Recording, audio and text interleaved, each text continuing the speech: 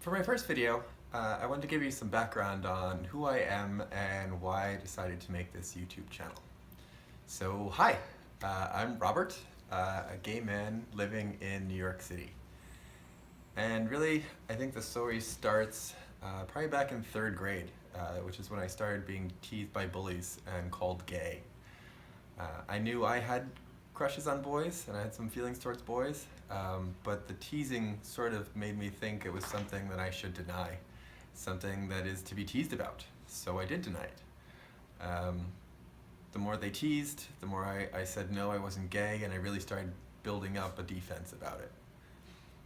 This eventually led to a deep sense of denial about who I was. I really started making excuses for myself internally whenever I would have gay thoughts or feelings. I would tell myself, oh, it's just a phase, or you're just looking, that sort of thing.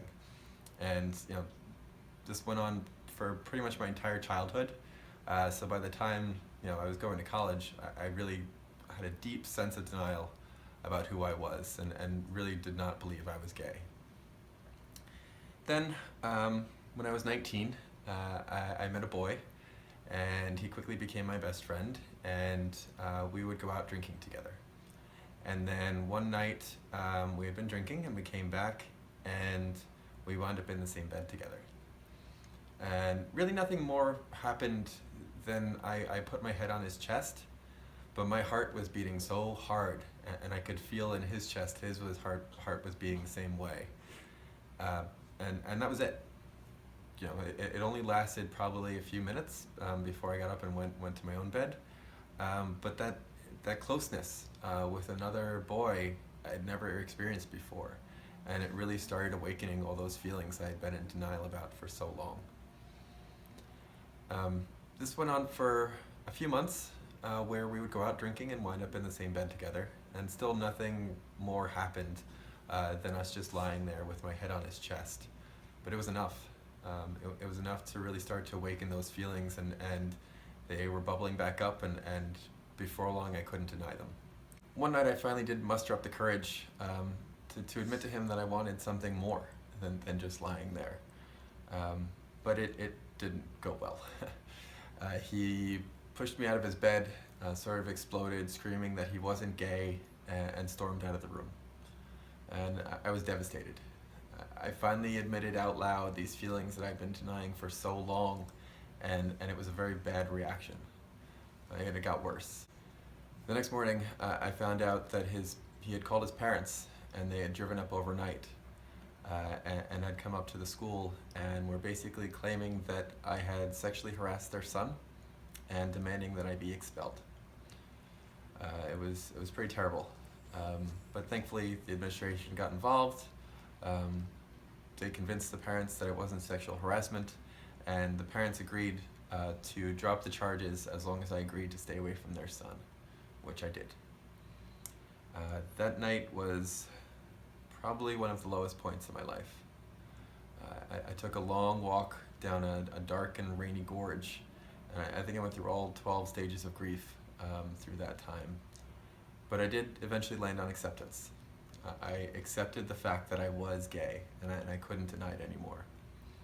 I hadn't done anything wrong. I didn't sexually harass him. He was in that bed as much as I was. And that turning point, it really turned one of the lowest points in my life to one of the brightest moments. The moment where I really started admitting to myself who I was, and really stop pretending. I stopped pretending to be who I wasn't.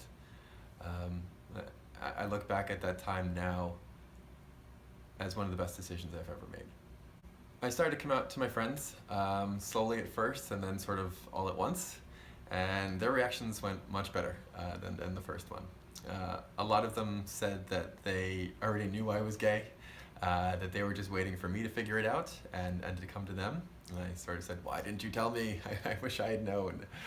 I really just had wished I had figured it out sooner.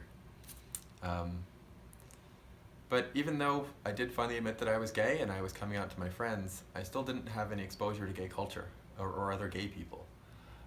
I was embarrassed that my friends knew I was gay before I did, and that sort of made me feel like I didn't know what I was doing. There were opportunities to join gay groups and meet other gay people, but I avoided them. What if I said the wrong thing? What if I acted weird and they knew that I didn't know what I was talking about? I had so many questions, but I didn't want to ask those questions because I didn't want to admit that I had no idea. My solution really was to avoid gay people altogether. And this isolation from gay culture continued throughout all 4 years of my college, and then even a few years after that. I was 24 before I really started making some gay friends and got my first gay boyfriend. But once I did start getting exposure to gay culture, I really started to embrace it. Eventually I moved to New York City. I was exposed to gay culture all over the place. I started having a lot more gay friends, going to gay bars, and I really, the isolation was over. Today, my gay friends are my family. And as much as I believe that being gay is not a choice, if I could choose, I would choose to be gay. But why am I telling you this? Well, recently I was reading about a coming out story, and this person was inspired by the quote, "Be who you needed growing up." And I really didn't have to think long before I knew exactly who I needed growing up. I needed someone to tell me that being gay wasn't something to be embarrassed about. It was something to be embraced.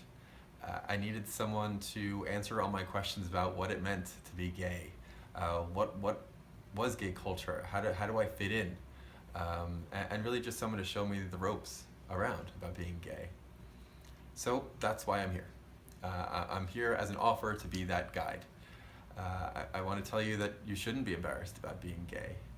It's an incredibly amazing culture, full of love and support, laughter and fun, and really I want to be able to answer all of your questions about it, to encourage you to embrace it the way that I did.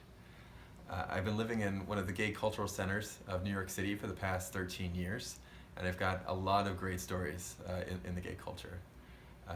I've been in love with my straight friend. I've marched on the Capitol to fight for my right to marry. I've been married myself to a man, and now I'm going through divorce. From flirting to fitness, from bathhouses to body hair, I want to talk about it all. But it's not about me, it's about you. I want to be able to help you and answer your questions that you have about gay culture. So what can I help with?